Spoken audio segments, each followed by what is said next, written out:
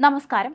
ഇംഗ്ലണ്ടിനെതിരായ ലോകകപ്പ് semi final പോരാട്ടത്തിലെ ആവേശകരമായ വിജയത്തിന് പിന്നാലെ ഉയർന്നുവന്ന വിവാദങ്ങളിൽ വിറങ്ങലിച്ച് അർജന്റീനിയൻ ക്യാമ്പ്. ഫാക്ലാൻഡ് ദ്വീപുകളിന്മേലുള്ള അവകാശവാദം ഉന്നയിക്കുന്ന രാഷ്ട്രീയ ബാനർ ഗ്രൗണ്ടിൽ പ്രദർശിപ്പിച്ച സംഭവത്തിൽ കളിക്കാർക്കെതിരെ വിലക്ക് ഉൾപ്പെടെയുള്ള നടപടികൾ വന്നേക്കുമെന്ന വിവരമാണ് അർജന്റീനയെ ആശങ്കയിലാക്കുന്നത്.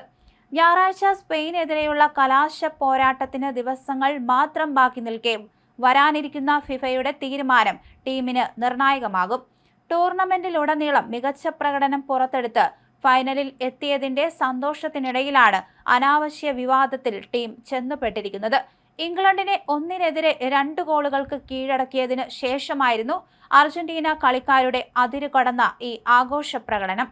സന്തോഷ പ്രകടനങ്ങൾ അതിരുവിട്ട് രാഷ്ട്രീയ തലത്തിലേക്ക് വഴിമാറിയതാണ് ഇപ്പോൾ അർജന്റീനയ്ക്ക് വലിയ തിരിച്ചടിയായി മാറിയിരിക്കുന്നത്. ലയണൽ മെസ്സിയുടെ കളി മികവിന് അപ്പുറത്തേക്ക് ഈ ചർച്ച മാറുകയും ചെയ്തു. ഇംഗ്ലീഷ് പ്രീമിയർ ലീഗിൽ പന്ത് തട്ടുന്ന ലിസാൻഡ്രോ മാർട്ടിനസ്, ക്രിസ്ത്യൻ റൊമേറോ തുടങ്ങിയ പ്രമുഖ താരങ്ങൾ ഉൾപ്പെടെയുള്ള സംഘമാണ് ആഘോഷങ്ങൾക്കിടെ വിവാദ ബാനർ ഉയർത്തിപ്പിടിച്ചത്.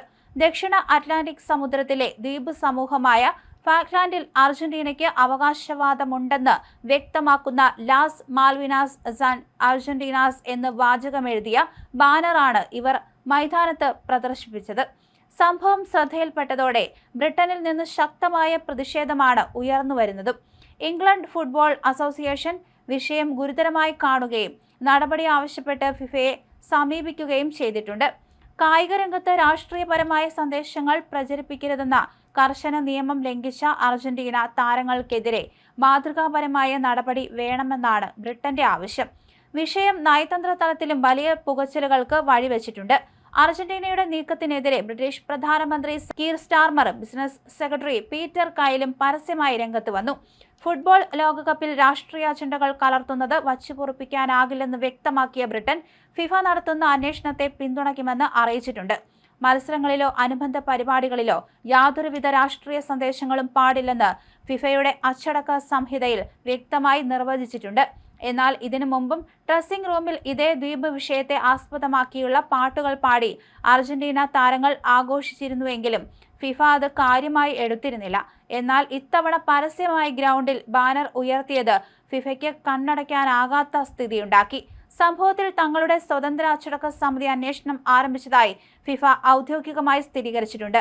മാച്ച് ഒഫീഷ്യലുകളുടെ റിപ്പോർട്ടുകളും മറ്റ് സാഹചര്യങ്ങളും വിശദമായി പരിശോധിച്ചു വരികയാണെന്നും അച്ചടക്ക നിയമമനുസരിച്ച് അടുത്ത നടപടികൾ ഉടൻ തീരുമാനിക്കുമെന്നും ഫിഫ വക്താവ് വ്യക്തമാക്കി.